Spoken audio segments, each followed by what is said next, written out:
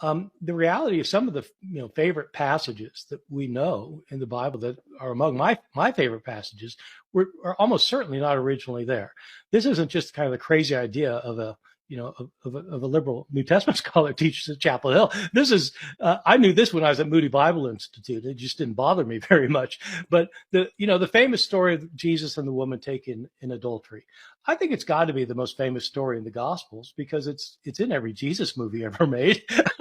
So it's like this woman's been caught in adultery, and they drag her in front of Jesus, and they say she's been caught in the act of adultery. The Jewish leaders say she's been caught in the act of adultery, and according to the law of Moses, we're supposed to stone her to death. What do you say?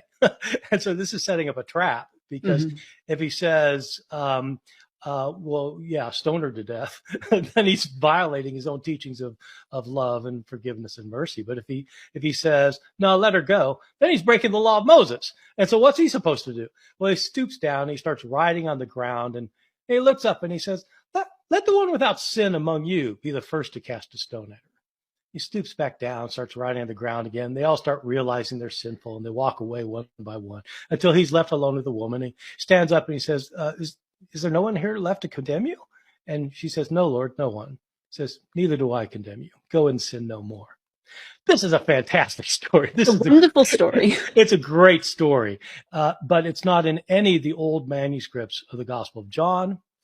Church fathers who wrote commentaries on John don't know about it until the 12th century in Greek. And so this is not a debated thing among scholars that this passage doesn't belong in the Gospel of John, or it's nowhere else in the New Testament. But you're still going to find it in your Bibles.